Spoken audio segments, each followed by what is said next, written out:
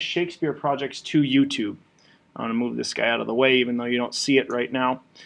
So, iMovie. I just recorded another segment of RK speaking here. That we talked about again. Some of you have uploaded things to YouTube. Okay, and I'm going to create a new project. And essentially I'm trying to replicate, let's call this RK Speaks Wisdom 4th. And I would have taken this whole thing. This is my 15+ minute Shakespeare project. When it's done like this in iMovie, it's not rendered or finalized. And essentially, it's not in a self-contained or everything in one container. There's stuff all over the place, pictures, and so it has to render this thing. And the best thing I can tell you to do is to share it to iTunes. It's the most compression and still doesn't lose quality, etc. You can do QuickTime movies or whatever, but iTunes works great. Large or HD if you want to go big time, okay? But we'll do large because this is off the camera on the computer.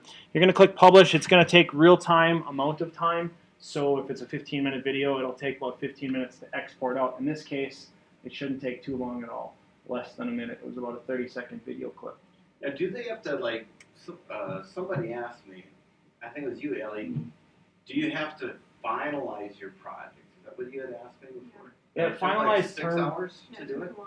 The finalized term is a fairly old term from when we used to use the mini DVD recorders, and the finalizing was like writing the DVD. But essentially, yes, rendering is the same word. All the transitions you make, all the cutaways where you have footage above and you're speaking, that all has to actually be made. You kind of see a preview of it when you edit it, but then the computer, it takes time. So it may take 6 hours, sounds like a long time, but yeah, it can take hours if it's a big project.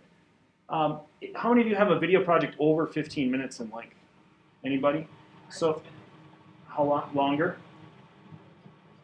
It's got to be less than 20. Okay, so there is a threshold on YouTube for like 15-minute upload usually. If you try to upload it to YouTube through this process and it doesn't work, we can split it into 2 videos and upload it that way and do like part 1 and part 2. But just keep in mind that if it errors out that way, that's what happened. Okay, so we're exported out here, and it automatically goes into iTunes. It's kind of hard to find in iTunes. You have to go to the Movies tab and click on Unwatched. Well, it was already there, but this was 3rd block. This is my 4th block example. How do we get it onto YouTube? Go on the web, and we're going to go to youtube.com, and we're going to log in as this generic login that we created for College English. That you guys wrote down yesterday, it's right over there. So I've got, actually I'm logged in already, but you would go here and it's going to say like your name, 14 Slivchris or Slivcree at GApps or whatever. You would click this drop down and click switch account or add account, and you could add the College English one in. Now he's already there, shscollegeenglish@gmail. I had to give it a name, so it's RK. Of course, that makes sense. Once you're logged in like that, it'll say RK Anderson up here. You click upload and select files. And to navigate to that iTunes file is a little bit weird too. You would go to your movies folder, iMovie sharing, iTunes, and it's going to be in here. You could search it as well. So if I click upload and I just type in the name of my Shakespeare project, in this case it's RK Speaks Wisdom. And of course that didn't work. It comes up with the folder. And these are the basic clips, but that's not what I want. So best thing I can tell you is this: movies, iMovie sharing, iTunes, RK Speaks Wisdom.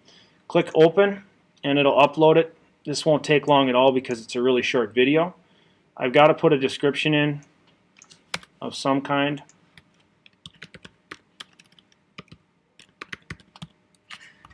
And tags, I can put Shakespeare. I think I forgot. Oh, they have the login information right there.